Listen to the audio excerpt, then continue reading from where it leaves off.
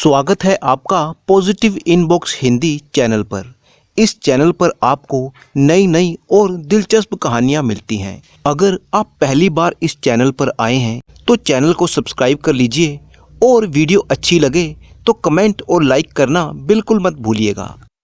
एक समय की बात है, कंचनपुर नाम के एक नगर में चंद्रभान नाम का एक राजा राज किया करता था। चंद्रभान की एक बहुत ही सुंदर रानी थी। राजा चंद्रभान की शादी को कई वर्ष बीत चुके थे, परंतु अभी तक उसे कोई संतान पैदा नहीं हुई थी। इस बात को लेकर राजा अक्सर बहुत ही परेशान और दुखी रहता था। संतान ना होने की वजह से राजा को कई बार अपमान का सामना भी करना पड़ता था।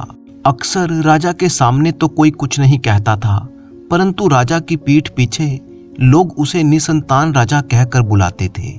राजा चंद्रभान के मन में हमेशा ही ये बात आया करती थी कि हे भगवान, तूने हमें संतानहीन क्यों बनाया। एक दिन की बात है, जब राजा चंद्रभान अपनी रानी के साथ शाही बगीचे में टहल रहा था। उस समय भी राजा अपने निसंतान होने के विचारों में खोया हुआ था, जिसकी वजह से उसके चेहरे पर उदासी छाई हुई थी। राजा को उदास देखकर रानी सोचने लगी कि महाराज बहुत परेशान हैं। क्या राज्य पर कोई संकट आने वाला है? वो थोड़ी देर तक राजा के चेहरे को देखती रही और उसके बाद रानी ने पूछा, महाराज क्या बात है?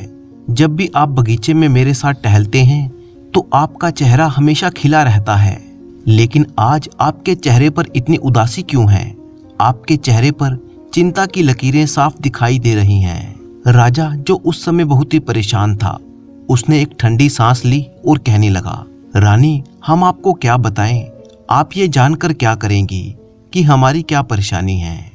तब रानी कहने लगी, महाराज, क्या मैं आपकी अर्धांगिनी नहीं हूँ? मैं आपकी पत्नी हूँ, इसीलिए मेरा भी ये हक बनता है कि अगर आपके ऊपर कोई संकट या परेशानी है तो मैं आपका साथ दूं। रानी के ऐसे वचन सुनकर राजा ने कहा, रानी, अगर तुम हमारी चिंता और उदासी का कारण पूछ ही रही हो तो सुनो। जब भी हम समाज में जाते हैं तो लोग हमें संतानहीन और तुम्हें बांझ कहकर बुलाते हैं। लोगों के ऐसे ताने सुनकर मेरा दिमाग खराब हो जाता है और यही मेरी चिंता का कारण है। आखिर पिछले जन्म में मैंने ऐसे कौन से पाप किए थे जो इस जन्म में ये सब भुगतना पड़ रहा है? मुझे तो लगता है कि मेरा ये जीवन ही व्यर्थ है और मुझे आत्महत्या कर लेनी चाहिए। अपने पति के मुंह से ऐसी निराशाजनक बातें सुनकर रानी मन ही मन में सोचने लगी कि कहीं सचमुच महाराज आत्महत्या जैसा कठोर कदम ना उठा लें। इसीलिए उसने महाराज को खुश करने के लिए वहां पर एक झूठ बोल दिया और कहा, महाराज, आज मैं आपके चेहरे पर जो उदासी है उसे दूर कर दूंगी, क्योंकि आज तो खुश होने का दिन है। आखिर वो कैसे? तब रानी ने जवाब दिया, महाराज, मैं गर्भवती हूँ और कुछ ही दिनों के बाद हमारे घर एक संतान जन्म लेने वाली है।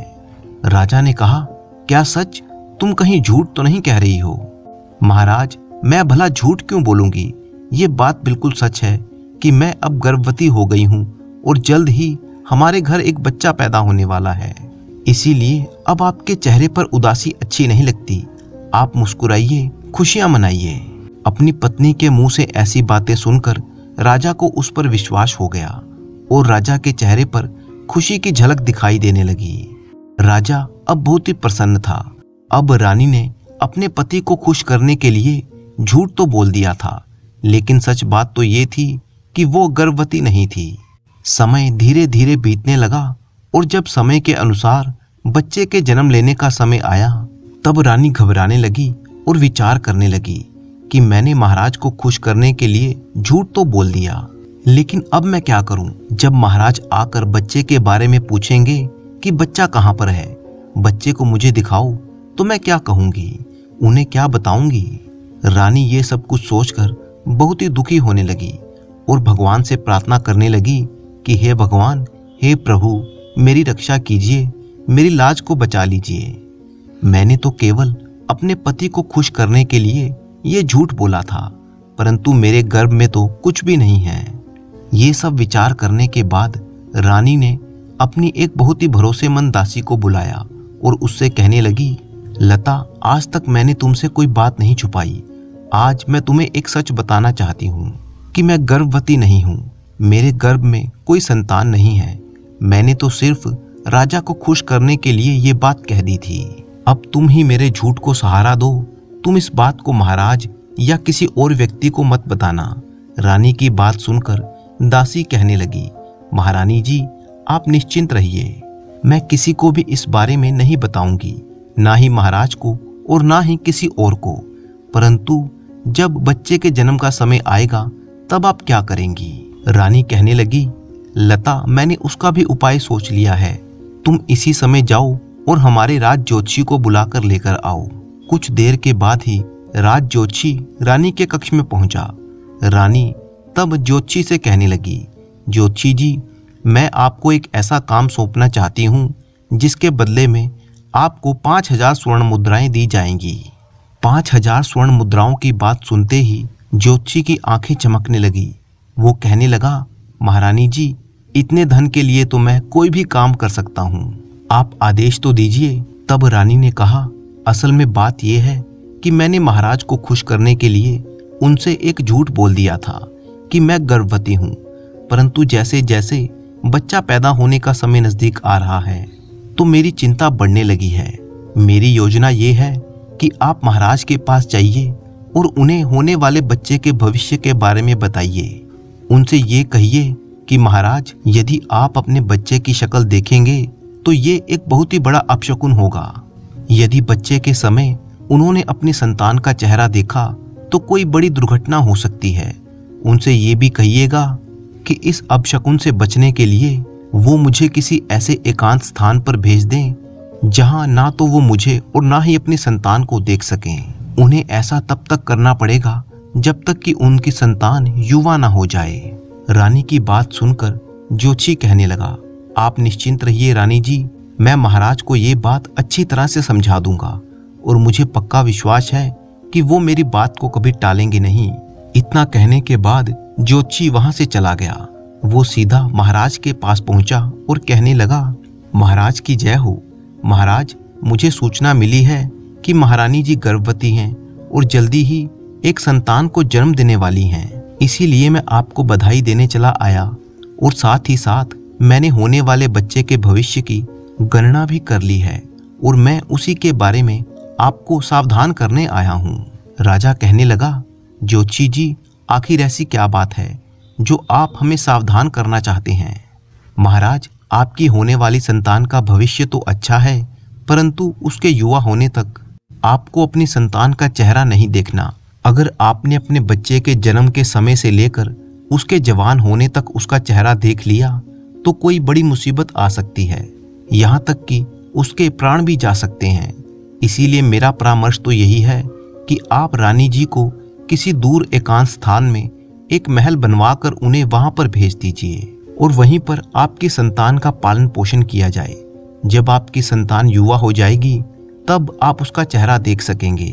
राजा जो कि अपने ज्योतिषी की बातों को हमेशा सही समझता था और उस पर विश्वास करता था, उसने जैसा सुझाव दिया राजा ने उसे मान लिया और कहने लगा, ठीक है ज्योतिषी जी, यदि अपनी संतान का चेहरा देखने से उस पर कोई मुसीबत आ सकती है तो हम अपने दिल पर पत्थर रख लेंगे और उसके युवा होने तक उसका चेहरा नहीं देखेंगे। इसके बाद ज्योतिषी वहां से चला गया। राजा ने तुरंत अपने महामंत्री को बुलाया और कहने लगा, महामंत्री जी आप इसी समय अरावली पर्वत पर किसी एकांत स्थान में एक भव्य महल का निर्माण करवाइए जहां पर हमारी रानी निवास करेगी। ये काम जल्द से जल्द पूरा हो जाना चाहिए। राजा के आदेश पर मंत्री ने कुछ ही दिनों में अरावली पर्वत के एक स्थान पर भव्य महल का निर्माण कर दिया। तब रानी अपनी उस विश्वास पात्र दासी को साथ लेकर अपने नए महल में चली गई। 9 महीने पूरे होने पर रानी ने दासी के हाथों राजा के महल में ये सूचना पहुंचवाई कि उन्होंने एक पुत्र को जन्म दिया है, लेकिन वास्तव में ऐसा तो कुछ था ही नहीं। केवल अपने पति को खुश करने के लिए रानी ने यह झूठी सूचना भिजवाई थी। जब राजा ने यह सुना कि हमारी पत्नी को लड़का हुआ है तो वो बहुत ही खुश हुआ। अब तो राजा से रुका ही नहीं जा रहा था। वो तुरंत भागता हुआ रानी के महल में जा पहुंचा। तब रानी कहने लगी, महाराज अभी आप अपने बेटे को नहीं देख सकते। लेकिन क्यों रानी? इतने समय के बाद तो हमें पुत्र की प्राप्ति हुई है। महाराज, लगता है आप ज्योतिषी की भविष्यवाणी को भूल गए हैं। उन्होंने चेतावनी दी थी कि यदि आप अपनी संतान को देखेंगे तो कोई बहुत ही बड़ा संकट आ सकता है। हाँ रानी, हमें याद आ गया। तुम ठीक कहती हो, परंतु फिर भी हम अपनी संतान को कब देखेंगे? महाराज, भगवान ने हमें संतान तो दे ही दी है और ये खुशी हमें मिल चुकी है। अब आप जिद ना कीजिए। ज्योतिषी का कहना है कि लड़का जब बड़ा हो जाएगा और वो शादी के लायक हो जाएगा, तभी आप उसे देख सकेंगे। रानी के शब्द सुनकर राजा को पहले तो बहुत ही दुख हुआ, लेकिन फिर राजा ने विचार किया कि चलो कोई बात नहीं, हमें पुत्र की प्राप्ति तो हो ही गई है, अब लोग हमें निसंतान नहीं कहेंगे। ठीक है, जब हमारा बेटा बड़ा हो जाएगा तब हम उसे देखेंगे। इसके बाद राजा वापस अपने महल में लौट गया। जब राजा लौट गया तब रानी अपनी विश्वास पात्र दासी लता के पास गई और रोती हुई कहने लगी, दासी, मैंने महाराज को प्रसन्न करने के लिए ये झूठ बोल तो दिया, लेकिन अब मैं क्या करूंगी? मैंने लड़के के जवान होने तक झूठ तो बोल दिया, लेकिन जब वह समय आएगा और महाराज लड़के के विवाह करने को तैयार हो जाएंगे, तब मैं कैसे इस बात को छुपाऊंगी? मुझे तो कुछ भी समझ में नहीं आ रहा। तब दासी रानी को समझाते हुए कहने लगी, महारानी जी, जब आपने इतने समय तक झूठ बोला है तो आप उस दिन का इंतजार भी करिए जब लड़के की शादी का समय आएगा। आगे के लिए कुछ रास्ता हम लोग ढूंढ ही लेंगे, कोई ना कोई तरकीब सोच ही लेंगे। धीरे धीरे समय बीता। जब इस घटना को 20 साल हो गए, तब राजा अपने महल में सोचने लगा कि अब तो हमारा बेटा नौजवान हो गया होगा और हमें उसके विवाह की तैयारी करनी चाहिए। इधर राजा के पास उसके बेटे के लिए विवाह प्रस्ताव आने लगे। दूर दूर के राजा महाराजा अपनी बेटियों के विवाह का प्रस्ताव लेकर उस राजा चंद्रभान के पास आने लगे। वे सभी राजा चंद्रभान से कहते कि विवाह से पहले वे उनके बेटे को देखना चाहते हैं। उनकी बात सुनकर चंद्रभान एक बार फिर से रानी के महल में गया और रानी से कहने लगा, महारानी जी, हमारे पुत्र के विवाह के लिए दूर दूर से राजाओं और महाराजाओं के विवाह प्रस्ताव आए हैं। वे सभी हमारे बेटे को देखना चाहते हैं। कहाँ है हमारा बेटा? उसे इसी समय लेकर आओ ताकि हम शान से उसे अपने साथ ले जा सकें और सबको दिखा सकें कि ये है हमारा बेटा। रानी कहने लगी, महाराज, आपकी बात तो बिल्कुल सही है। जब विवाह का प्रस्ताव लेकर लोग आए हैं तो उन्हें बेटे को तो दिखाना ही पड़ेगा, लेकिन मेरी एक बहुत बड़ी मजबूरी है। कैसी मजबूरी? महाराज, मुझे क्षमा कीजिए, लेकिन हमारे ज्योतिषी का कहना है कि अभी हम अपने बेटे को नहीं दिखा सकते। यदि कोई बिना देखे हमारे बेटे से रिश्ता करना चाहता है तो कर सकता है। लड़का तो वहीं सीधा विवाह मंडप में ही दिखाया जाएगा। अगर उन लोगों को ये शर्त मंजूर है तो हम अपने बेटे का रिश्ता कर सकते हैं। रानी की बात सुनकर राजा एक बार फिर से वापस महल में लौट गया। जो लोग विवाह का प्रस्ताव लेकर आए थे उनसे कहने लगा, मैं आप सभी से क्षमा चाहता हूँ, लेकिन अगर आप मेरे बेटे को बिना देखे ही रिश्ता करना चाहते हैं तो आप रिश्ता कर सकते हैं। लड़के का चेहरा आपको अभी नहीं दिखाया जाएगा। ये लड़के के लिए बहुत ही बड़ा अपशकुन होगा, इसीलिए लड़के को यहाँ पर नहीं दिखाया जाएगा, बल्कि सीधा विवाह के मंडप में ही दिखाया जाएगा। आप लोगों को अगर ये शर्त मंजूर है तो आप रिश्ता कर सकते हैं, वरना मेरी मजबूरी है। राजा चंद्रभान की ये बात सुनकर सभी लोग वहां से वापस लौट गए, लेकिन एक राजा ने बिना सोचे समझे ही अपनी बेटी का रिश्ता राजा चंद्रभान के यहाँ पर तय कर दिया और कहने लगा, महाराज, मुझे आपका रिश्ता मंजूर है और मुझे आपकी शर्त भी मंजूर है। मैं अपने दामाद को सीधा विवाह के मंडप में ही देखूंगा। अब आप बारात लेकर आइए और जल्दी से विवाह करवाइए। इस तरह से वो राजा अपनी बेटी का रिश्ता राजा चंद्रभान के यहाँ पर तय करके अपने राज्य वापस लौट गया। राजा चंद्रभान ने ये बात जाकर अपनी रानी से कही कि एक राजा ने अपनी बेटी का रिश्ता हमारे बेटे के साथ तय कर दिया है। विवाह की तारीख भी निश्चित हो चुकी है। अब विवाह की तैयारी की जाए। मैं अपने पुत्र का विवाह बड़े ही धूमधाम से करना चाहता हूँ। ये बात सुनकर रानी कहने लगी, ठीक है महाराज, तो आप अपने पुत्र के विवाह की तैयारी कीजिए। हम बहुत ही धूमधाम के साथ अपने बेटे का विवाह करेंगे। राजा वापस अपने महल में लौट आया।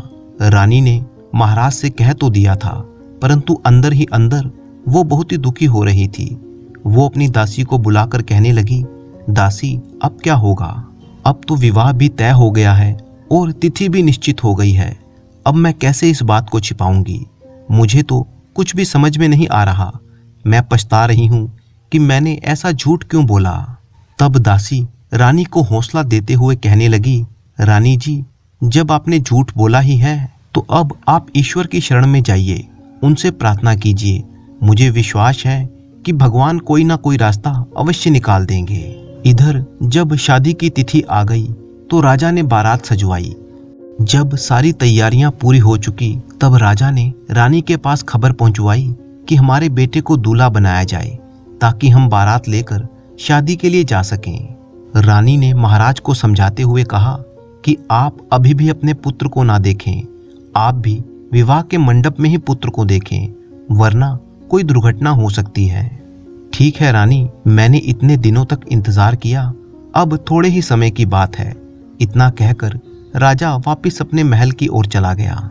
राजा के जाने के बाद रानी एक बार फिर से अपनी दासी से कहने लगी, दासी अब हमें क्या करना चाहिए? कुछ देर तक सोच विचार करने के बाद रानी कहने लगी, दासी मेरे मन में एक उपाय आया है, अब जो भी होगा देखा जाएगा। तुम मेरा एक काम करो। कहिए रानी जी, मेरे लिए क्या आदेश है? दासी तुम ऐसा करो, इसी समय बहुत सारा आटा गूंथ लो। उस आटे से तुम एक दूल्हा तैयार करो और उस दूल्हे को पालकी में बिठा दो। पालकी को चारों तरफ से बंद कर दो। सबसे कह देना कि पालकी रास्ते में कहीं भी नहीं खुलेगी, सीधा विवाह के मंडप में ही खुलेगी। और फिर यही हुआ। दासी ने आटा गूंथा और उसका एक दूल्हा तैयार किया। उसे दूल्हे की तरह सजाकर पालकी में रख दिया गया। पालकी को चारों तरफ से बंद कर दिया गया और जब बारात चलने लगी तो रानी ने दासी के द्वारा सबको कहलवा दिया कि पालकी को रास्ते में कोई नहीं खोलेगा। इसके बाद रानी खुद राजा के पास गई और कहने लगी, महाराज इस बात का विशेष ध्यान रखिएगा कि इस पालकी को रास्ते में कोई भी नहीं खोलेगा। अगर किसी ने खोल दिया तो कोई बड़ा अपशकुन हो सकता है। राज ज्योतिषी का यही कहना है कि पालकी सीधा विवाह के मंडप में ही खुलेगी। वहीं जाकर आप भी अपने पुत्र को दूल्हे के रूप में देख सकेंगे। राजा चंद्रभान ने जवाब दिया, ठीक है रानी, हम ऐसा ही करेंगे। इस तरह से बारात वहां से निकल पड़ी। चलते चलते बारात जब एक जंगल से गुजरी तब राजा के मन में विचार आया कि बाराती काफी थक चुके हैं, क्यों ना यहीं पर किसी पेड़ के नीचे रुककर थोड़ी देर आराम किया जाए। राजा ने कहारों से कहा कि एक पेड़ के नीचे पालकी को रख दिया जाए और दूसरे पेड़ के नीचे सभी बाराती गण आराम करने लगे। अब क्या हुआ कि कहारों ने जिस पेड़ के नीचे दूल्हे की पालकी रखी थी, उस पेड़ के पास एक बिल में इच्छाधारी नाग नागिन का जोड़ा रहता था। नागिन ने जब पालकी की ओर देखा तो उसे साफ साफ दिखाई दे गया कि इस पालकी में तो दूल्हा है ही नहीं, बल्कि आटे का बना हुआ एक दूल्हा रखा है। तो नागिन अपने इच्छाधारी नाग से कहने लगी, प्रिय, मैं अभी जो देखकर आ रही हूँ उसे देखकर तो लगता है कि इस संसार में बहुत ही अंधेर है। नाग कहने लगा, कैसा अंधेर? नागिन ने बताया, प्रिय, इस पालकी में असली दूल्हा नहीं है। ये कैसी बारात है जो बिना दूल्हे के ही जा रही है। जब यह बारात इस नकली दूल्हे को लेकर पहुंचेगी तो इन सभी का क्या हाल होगा? ऐसा अंधेर तो मैंने आज तक नहीं देखा। नाग कहने लगा, प्रिय, ये कैसे हो सकता है? मुझे लगता है कि तुम्हें कोई धोखा हुआ है। चलो चलकर मुझे भी दिखाओ। नागिन ने कहा, चलो प्रिय, लेकिन हमें छुप छुप कर जाना होगा, वरना अगर लोगों ने हमें देख लिया तो हमें नुकसान पहुंचा सकते हैं। दोनों नाग नागिन छिपते छिपाते पालकी के अंदर जा पहुंचे। नाग ने क्या देखा कि पालकी में एक आटे का बना हुआ दूल्हा है। ये देखकर नाग बहुत ही आश्चर्य में पड़ गया। ये सब देखकर दोनों अपने बिल में वापस लौट आए। तब नाग नागिन से कहने लगा, प्रिय, मैं तुमसे कुछ कहना चाहता हूँ, कहिए आप क्या कहना चाहते हैं? नाग ने कहा, प्रिय, यदि तुम्हारी अनुमति हो तो मैं राजा की बारात की शोभा बढ़ाना चाहता हूँ। नागिन कहने लगी, प्रिय, तुम इस बारात की शोभा को कैसे बढ़ा सकते हो? नाग ने कहा, यदि तुम आज्ञा दो तो मैं इस आटे के दूल्हे में समाकर इसी दूल्हे का रूप ले लूंगा और इस राजा की इज्जत बचा लूंगा। तुम ही बताओ, जब विवाह के मंडप में जाकर ये पालकी खोली जाएगी और इसमें से आटे का दूल्हा निकलेगा तो इस राजा की कितनी बदनामी होगी। जहां पर ये राजा अपने पुत्र का विवाह करने जा रहा है तो कन्या पक्ष के लोगों की भी कितनी बदनामी होगी। अगर तुम्हारी आज्ञा हो तो मैं इस राजा का लड़का बनकर विवाह मंडप तक इसकी शोभा बढ़ा सकता हूँ। अपने पति की बात सुनकर नागिन कहने लगी, प्रिय, मुझे तुम पर पूरा भरोसा है, लेकिन मुझे डर लगता है कि जब तुम दूल्हे का वेश बनाकर उस राजा की बेटी से विवाह करोगे तो उस लड़की के प्रेम जाल में फंस जाओगे और मुझे भूल जाओगे। नाग कहने लगा, नहीं प्रिय, तुम मुझ पर विश्वास रखो। हम तो नागवंशी हैं, हमें उस लड़की से क्या मतलब। मैं तो सिर्फ इस राजा का सम्मान बचाना चाहता हूँ, बस इसीलिए मैं जाना चाहता हूँ। अगर मैं नहीं गया तो दोनों राजाओं के साथ कुछ भी दुर्घटना हो सकती है, इसीलिए तुम मेरी बात पर विश्वास करो। हम नागवंशी हैं, तुम्हें धोखा नहीं देंगे। केवल एक रात की ही तो बात है। कल सुबह जब बारात वापस लौट कर आएगी तो मैं भी लौट आऊंगा। नाग के इतना समझाने पर नागिन तैयार हो तो गई। कहने लगी, ठीक है प्रिय, तुम जाओ, लेकिन मुझे डर लगता है कि कहीं आप उस लड़की के प्रेम जाल में मत फंस जाना और मुझे भूल मत जाना। इसके बाद नागिन ने अपने पति को ऐसा करने की अनुमति दे दी। इच्छाधारी नाग दूल्हे की पालकी में घुस गया और वह आटे के बने हुए दूल्हे में सम्माहित होकर अपना रूप बदलकर दूल्हा ही बन गया। कुछ देर तक आराम करने के बाद बारात एक बार फिर से आगे बढ़ी। बारात चलती चलती जब लड़की वालों के यहाँ पर पहुंची तो उनका खूब धूमधाम से स्वागत किया गया। कन्या का पिता कहने लगा, महाराज, आपका बेटा कहाँ पर है? आपने कहा था कि विवाह के मंडप में ही आप अपने पुत्र को दिखाएंगे। अब तो आप अपने पुत्र को सबके सामने लेकर आइए। इसके बाद ऐसा ही किया गया। पालकी जब खोली गई तो उसमें से एक बहुत ही सुंदर लड़का बाहर आया। इतने सुंदर बेटे को देखकर राजा की आंखें फटी की फटी रह गई। वह बहुत ही प्रसन्न हुआ और सोचने लगा, लगता है मेरी रानी ने मुझे मेरे पुत्र को इसीलिए अभी तक नहीं दिखाया क्योंकि ये तो बहुत ही सुंदर है। कन्या के पिता ने भी जब अपने होने वाले दामाद को देखा तो वो भी बहुत प्रसन्न हुआ। इसके बाद विवाह की सारी रस्में पूरी की गई।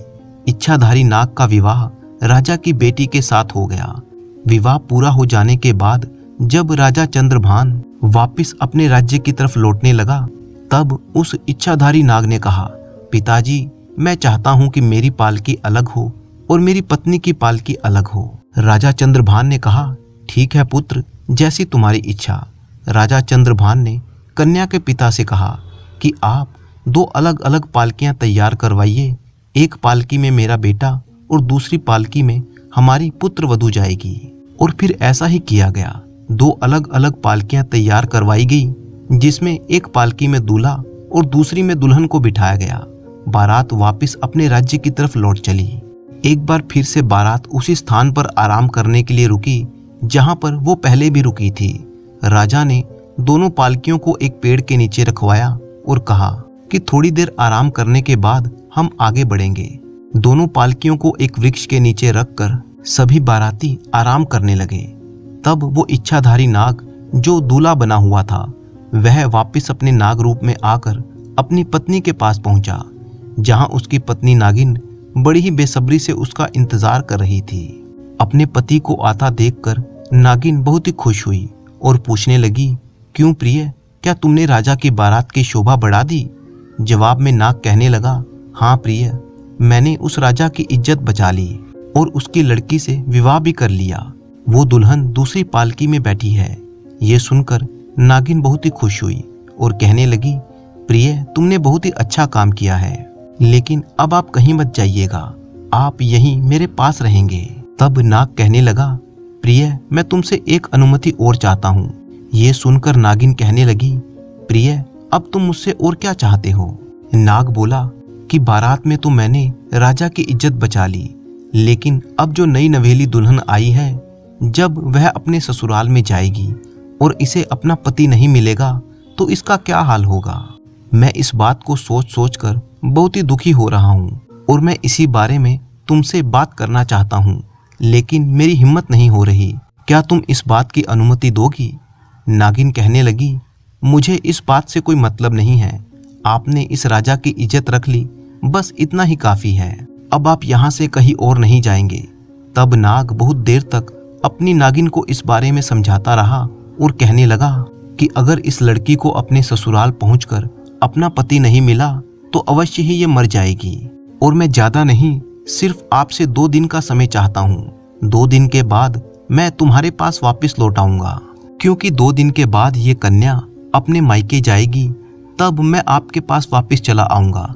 मेरी बात पर विश्वास कीजिए, मैं कभी तुम्हारे साथ धोखा नहीं करूंगा। नाग के इतना समझाने पर नागिन ना चाहते हुए भी अपने पति की इस बात पर राजी हो गई और कहने लगी, ठीक है प्रिय, यदि तुम चाहते हो तो जाओ, लेकिन मैं यही कहूंगी कि मुझे भूल मत जाइएगा। नागिन से अनुमति लेकर नाग एक बार फिर से दूल्हा बनकर पालकी में बैठ गया। दूसरी तरफ वो रानी जो अपने पति चंद्रभान से झूठ बोल चुकी थी, वह पूरी रात सो ना पाई। पूरी रात वह ईश्वर से यही प्रार्थना करती रही कि हे प्रभु, मेरी लाज रख लो। मैंने ये सब केवल अपने पति की खुशी के लिए किया, ताकि उनके मन में आत्महत्या जैसे विचार ना आए। पूरी रात रानी प्रार्थना करते हुए आंसू बहाती रही। सुबह के समय जब राजा अपने पुत्र और पुत्र वधू को लेकर महल में पहुंचा तो सभी लोगों ने उनका भव्य स्वागत किया। सभी ने राजा के पुत्र और उसकी पुत्र वधू को देखा तो सभी बहुत ही खुश हुए। उस समय रानी की विश्वास पात्र दासी भी वहीं पर मौजूद थी। जब उसने देखा कि वहां पर सचमुच एक दूल्हा मौजूद है, जबकि वो जानती थी कि रानी के कोई पुत्र नहीं था, ये देखकर दासी आश्चर्य में पड़ गई। उसकी खुशी का ठिकाना ना रहा। दासी दौड़ी दौड़ी अपनी रानी के पास गई और उसने सारी बात रानी को बता दी। कहने लगी, रानी साहिबा, भगवान ने आपकी प्रार्थना स्वीकार कर ली। तुम्हारी पुत्र वधू तुम्हारे पुत्र को साथ लेकर आई है, और तो और तुम्हारा पुत्र बहुत ही सुंदर है। सब देखने वाले उसको देखकर हैरान हैं। रानी ने अपनी दासी के ये वचन सुने तो खुशी के मारे वो झूमने लगी और बार बार ईश्वर का धन्यवाद करने लगी। उसकी आंखों से खुशी के आंसू छलक रहे थे। भगवान को लाख लाख धन्यवाद करने के बाद वह दासी के साथ महल में लौटी, जहां अपने पुत्र और पुत्र वधू को उसने देखा। रानी ने उसी समय अपने बेटे और बहू को अपने सीने से लगा लिया। असल में तो उसने झूठ ही बोला था, लेकिन अब वो ये मान रही थी कि ये बेटा प्रभु का प्रसाद है। ईश्वर ने मेरी लाज रख ली। ईश्वर ने मेरी लाज रखने के लिए इसको भेजा है। अब तो पूरे महल में खुशियां मनाई जाने लगी। राजा ने भी अपने खजाने का मुंह गरीबों के लिए खोल दिया। अब हुआ ये कि वो इच्छाधारी नाग जो दूल्हा बनकर आया था, वो समय बीतने के साथ साथ उस लड़की से प्रेम करने लगा और उसके प्रेम जाल में फंस गया। धीरे धीरे वह अपनी नागिन को भूलने लगा। वो 2 दिन के लिए आया था, लेकिन अब 2 महीने बीत चुके थे। वो लौटकर अपनी इच्छाधारी नागिन के पास नहीं गया। दूसरी तरफ जंगल में वह नागिन 2 महीने तक अपने नाग का इंतजार करती रही। वह जंगल में भटकती रही, देखती रही कि उसका पति कब लौटकर आएगा। वह अपने पति के वापस ना आने पर बहुत ही दुखी थी। नागिन के मन में अब नाग के प्रति क्रोध भी आ रहा था। वो मन में विचार करने लगी, निश्चय ही मेरे नाग ने मुझे धोखा दे दिया। मुझे तो पहले से ही लगता था कि वह उस लड़की के प्रेम जाल में फंस जाएगा। अवश्य ऐसा ही हुआ होगा, इसीलिए वो लौट कर नहीं आया। अब मैं उसे जीवित नहीं छोड़ूंगी, यहाँ तक कि मैं उसकी पत्नी को भी मार डालूंगी। उधर महल में उस इच्छाधारी नाग ने एक दिन अपने पिता को बुलाया और कहने लगा, महाराज, आप हमारे महल के चारों ओर खाई खुदवा दो और फिर उसमें पानी भरवा दो। राजा ने पूछा, बेटा, आखिर ये सब किस लिए करना है? तब बेटे ने जवाब दिया, पिताजी, हम जो कहते हैं आप बस करवा दीजिए। ये हमारे महल की सुरक्षा के लिए बहुत ही जरूरी है। बेटे के कहने की देरी थी। राजा ने तुरंत महल के चारों ओर खाई खुदवा दी और उसमें जल भरवा दिया। अब इच्छाधारी नाग मन ही मन में सोचने लगा था कि अब मेरी नागिन इस महल में प्रवेश नहीं कर पाएगी, क्योंकि अब तो मैं अपनी इस पत्नी से ही प्रेम करता हूँ और सारा जीवन इसी के साथ बिताना चाहता हूँ। मैं नहीं चाहता कि वो नागिन फिर से मेरे जीवन में वापस लौट कर आए। अब वह इच्छाधारी नाग निश्चिंत होकर अपनी पत्नी के साथ राजमहल में रहने लगा। दूसरी तरफ जंगल में कई महीने बीतने के बाद भी जब नागिन का पति वापस नहीं आया तो क्रोध में आकर नागिन अपने पति और उसकी पत्नी को मौत के घाट उतारने के लिए चल पड़ी। लेकिन जब वह राजमहल में पहुंची तो उसने देखा कि राजमहल के चारों ओर तो खाई खुदी हुई है और उसमें पानी भरा हुआ है। वो समझ गई कि ये सब मेरे पति नाग का ही किया धरा है। वो नहीं चाहता कि मैं अब वापस उसके जीवन में आ सकूं। ये सारा जाल उसी ने बिछाया है। अब तो नागिन के मन में और भी ज्यादा क्रोध धधकने लगा। वह सोचने लगी, अब तो मैं अपने पति को भी नहीं छोड़ूंगी। नागिन इधर उधर घूमकर महल में जाने का रास्ता ढूंढने लगी। बहुत देर तक रास्ता ढूंढने के बाद उसे थोड़ी सी जगह महल में जाने के लिए मिल ही गई। उस रास्ते से होते हुए नागिन सीधा उस कमरे में जा पहुंची जहां उसका पति अपनी पत्नी के साथ सोया हुआ था। जब नागिन ने अपने पति को उस लड़की के साथ सोया हुआ देखा तो उसके मन में विचार आया कि ये जोड़ी तो बहुत ही सुंदर है। मैं इस जोड़ी को कैसे मार सकती हूँ? अगर मैं अपने पति को मार दूंगी तो बेचारी इस निर्दोष लड़की का क्या हाल होगा? ये बेचारी तो अपने पति के बिना मर जाएगी। और अगर मैं इस लड़की को मार दूं तो मेरा पति इस लड़की से इतना प्रेम करता है कि कहीं इसके दुख में आत्महत्या ना कर ले। मेरा पति तो मुझे छोड़ ही चुका है। एक तरह से मैं विधवा हो चुकी हूँ, तो मैं इस दूसरी लड़की को विधवा नहीं बना सकती। या फिर कहीं ऐसा ना हो कि मेरा पति मर जाए। तब मन में ऐसे विचार आने के बाद नागिन ने ना तो अपने पति को मारा और ना ही उस लड़की को डसा। जब वह नागिन ये सब कुछ सोच विचार कर रही थी तभी उस लड़की की नींद टूट गई। वह नागिन को देखकर घबरा गई और चिल्लाने लगी।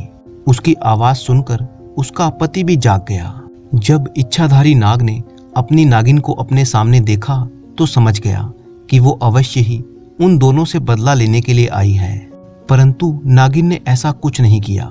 नागिन ने भी अपना रूप बदल लिया और अपने पति से कहने लगी, तुम मुझे वचन देकर गए थे कि कुछ ही दिनों में मेरे पास वापस लौट आओगे, परंतु आज इतने महीने बीतने के बाद भी तुम लौट कर नहीं आए।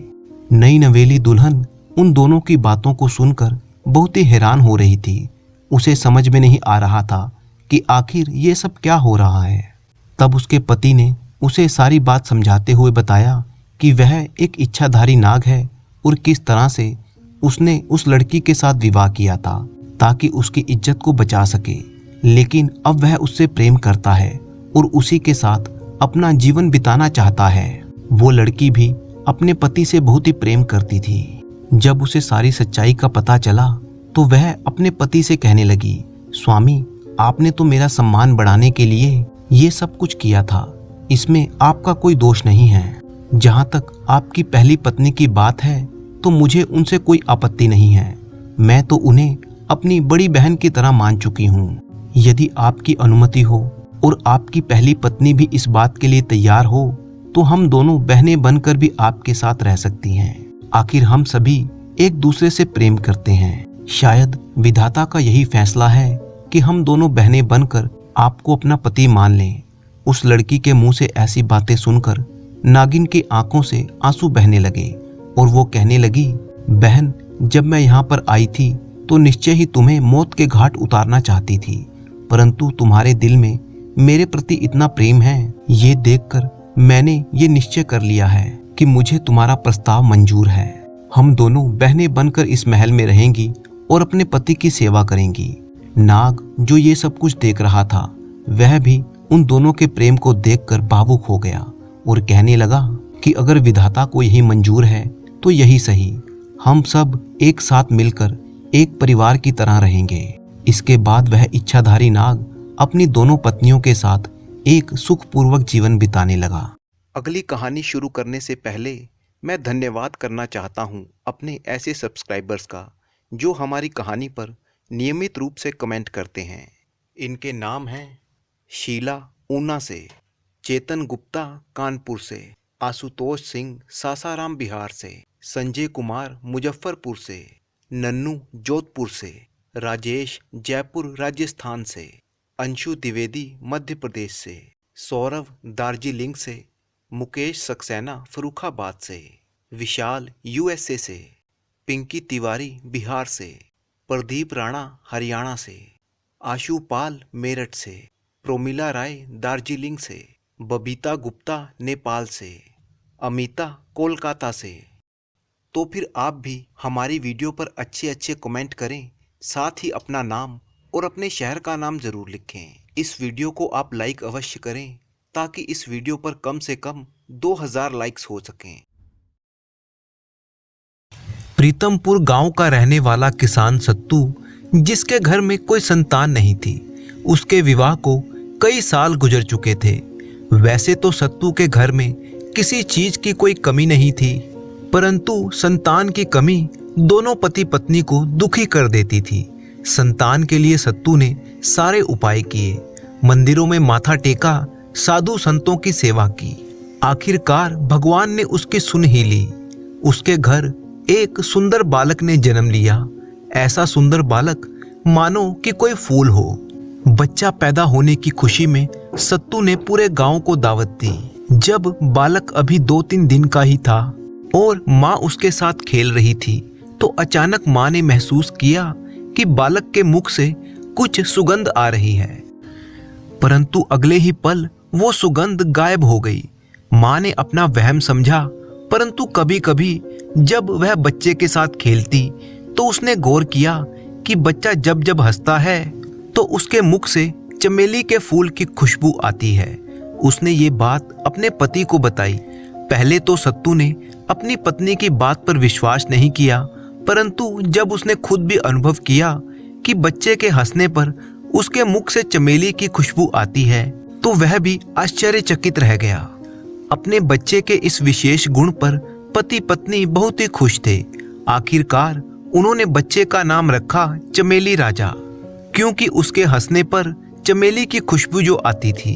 धीरे धीरे ये खबर आस पड़ोस के लोगों को पता चली और चमेली राजा की प्रसिद्धि आसपास के गांव में तो क्या, पूरे राज्य में फैल गई। धीरे धीरे चमेली राजा बड़ा होने लगा। वो जहां भी जाता उसके विशेष गुण के कारण लोग उसका बड़ा ही सत्कार करते। समय बीतता गया। चमेली राजा अब जवान हो चुका था। वह किसान का बेटा था, इसीलिए खेती किसानी करके ही अपने माता पिता का निर्वाह करता था। एक सुबह की बात है, जब चमेली राजा अपने खेतों में काम कर रहा था, तो अचानक कुछ सैनिकों ने उसे घेर लिया और कहा कि उसे राज्य के राजा ने बुलाया है। चमेली राजा इस अचानक हुई घटना से घबरा गया। उसने पूछा, आखिरकार मेरा कसूर क्या है जो आप लोग मुझे राजा के पास ले जाना चाहते हो? वो हम नहीं जानते। हमें तो राजा की आज्ञा है कि तुम्हें पकड़कर उनके सामने पेश किया जाए। डरे और घबराए हुए चमेली राजा को राजा के सैनिक ले गए और राजा के सामने पेश कर दिया गया।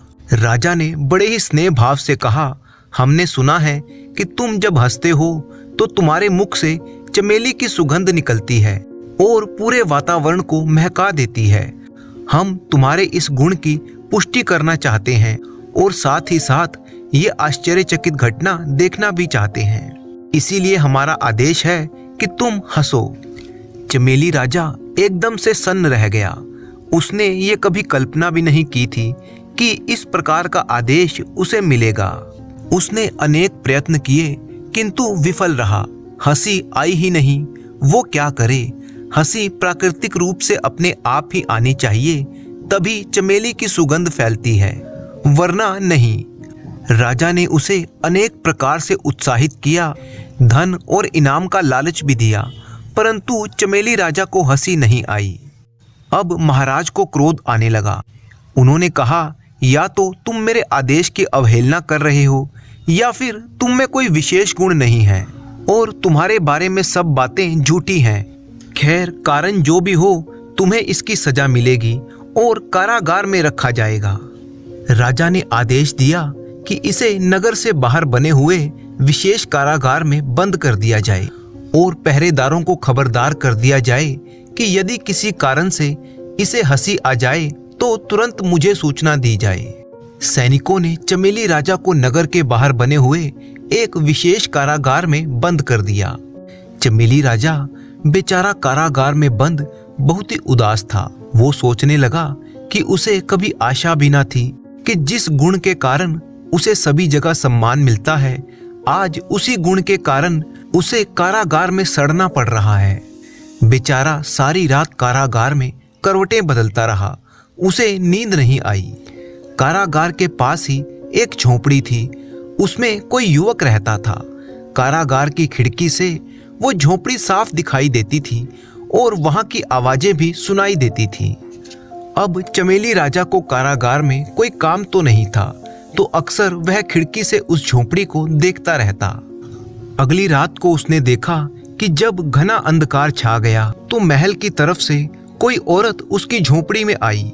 औरत की वेशभूषा से लगता था कि वो रानी है। जब चमेली राजा ने उसे गौर से देखा तो वह रानी ही थी। रानी ने झोपड़ी का दरवाजा खटखटाया और झोपड़ी के अंदर चली गई। रानी रोज उस झोपड़ी में आती और रात के अंतिम प्रहर में वापस लौट जाती। चमेली राजा उस युवक का चेहरा तो नहीं देख पाता था, किंतु दीपक के प्रकाश में इतना अवश्य पता चलता था कि वो हमेशा रानी का इंतजार करता था। चमेली राजा ने सोचा कि महाराज को ये बात बता देनी चाहिए, परंतु अपने प्रति महाराज के व्यवहार को देखकर वह चुप ही रहा। एक रात की बात है, रानी को आने में कुछ देर हो गई। युवक झोपड़ी के अंदर कुछ बेचैन सा इधर उधर चक्कर काट रहा था। जब रानी आई तो उसने क्रोध में उसे मारना शुरू कर दिया। रानी चुपचाप मार खाती रही। कहते हैं प्यार में प्रेमी की मार भी फूलों सी लगती है। कुछ प्रेमिकाओं को तो प्रेमी की मार भी आनंदित करती है। खैर, जब युवक का गुस्सा शांत हो गया तब रानी ने उसका हाथ पकड़कर बैठाया और साथ में लाई हुई मिठाइयां उसे खिलाने लगी। युवक को अपने क्रोध पर अब पछतावा हो रहा था।